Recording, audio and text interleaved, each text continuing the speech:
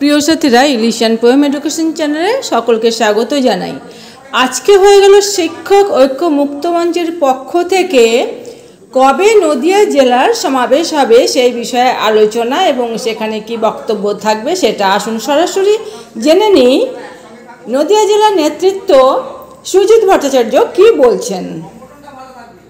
তাহলে আমাদের সঙ্গে আলোচনা করে যখন সাব্যস্ত হয়েছিল তারপর থেকেই আমরা জেলায় নেমে গেছিলাম, ব্লকে নেমে গেছিলাম।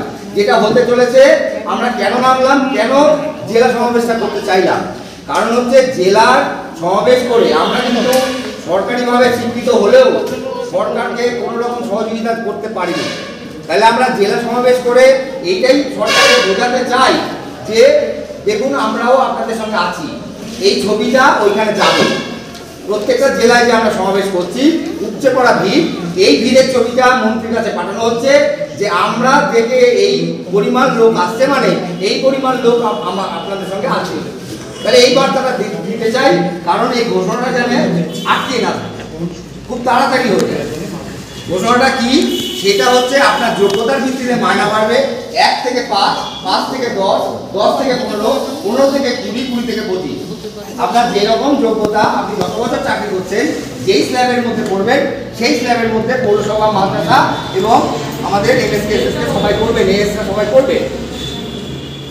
পৌরসভা মাদ্রাসা পরে হবে, কারণ ওই ডিপার্টমেন্টটা মন্ত্রী আলাদা, ওরা ঘোষণা করবে তবে হবে। আমাদের প্রাপ্ত বছর মোটামুটি একটা কাজ দিয়ে গেছে, মুর্শিদাবাদে একটা এরকমই শিক্ষা সেলের মিটিং ছিল। সেই শিক্ষা সেলের মিটিংয়ে আমাদের প্রাপ্ত বছর বলে গেছে যে এরকম ব্যাপারগুলো হচ্ছে, অভিজ্ঞতার ভিত্তিতে সেই কথাটাও বলেছে। এবং বললাম যেটা একটা বাড়তি পাওনা হয়েছে, মন্ত্রী ওই দিন ঘোষণা করেছে যে আপনাদের চাকরির নিশ্চয়তা দেওয়া হলো। এই কথাটা মানে হচ্ছে আমরা পার্মানেন্টলি চাকরিতে যেটা আমরা গিয়েছিলাম কন্ট্রাকচুয়াল, এটা থাকবে না, আমরা পার্মানেন্ট হবে। এবার আমাদের রাস্তাটা খুলে গেল, কারণ হচ্ছে এতদিন কন্ট্রাকচুয়াল ছিলাম বলে আমরা ভাবতাম যে এই মাইনাটা বাড়লে আর দুটো জিনিস আমাদের সামনে আছে। একটা হচ্ছে আমাদের ভাতা চাইতে হবে সরকারের কাছে, আরেকটা হচ্ছে স্কুলগুলোকে বাঁচানোর জন্য লোক নিয়োগ করতে হবে, শিক্ষক। এখন আমরা দেখছি যেই আমাদের বলছে পার্মানেন্ট, আমাদের রাস্তা খুলে গেল, আমাদের দাবির আর শেষ থাকবে না। পার্মানেন্ট মানে পার্মানেন্টের সুযোগ সুবিধাগুলো আমরা চাইব।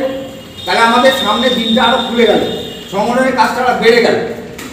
যাই হোক, সেটা পরের কথা। আগে তো মায়না বাড়ানোর ক্ষেত্রে, হ্যাঁ, মায়না বাড়ানোর ক্ষেত্রে যেটা ধার্য হয়েছে সেটা হচ্ছে 1/4/2024 থেকে এই মায়নাটা কার্যকরী হবে।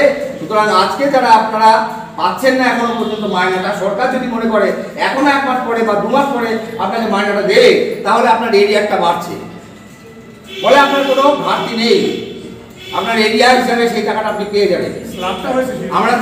আমরা চেয়েছিলাম পুজোর আগে, আমরা বারবার বলছি এই সমাবেশগুলোর এই একটাই কারণ যে পুজোর আগে যাতে আমরা মায়নাটা, বাড়তি মায়নাটা ঘোষণা হয়ে যায় এবং আমরা পাই।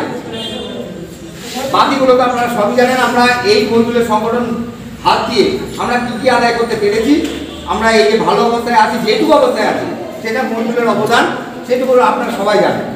এগুলো দেওয়া হচ্ছে মজদুরের সাথে পারমিশন না নিয়ে, মন্ত্রী এক পা চলে না। এখন এমন একটা পজিশনে মজদুর গেছে, যা হচ্ছে মজদুর পিছনে আছে, আমরা যার জন্য জানতে পেরেছি অনেকদিন আগে, এবং আমরা জেলায় জেলায় রাজ্যে এই জিনিসগুলো পৌঁছে দিচ্ছি খবরগুলো। এখন এই উপলক্ষে আমাদের জেলা সমাবেশ, এই জেলা সমাবেশকে মানে সাকসেসফুল করার জন্য আমাদের আজকে মিটিংটা। এটা কি ফিনান্সে পাস হয়ে গেছে? এই অর্ডার কি ফিনান্সে পাস? জানার দরকার আছে।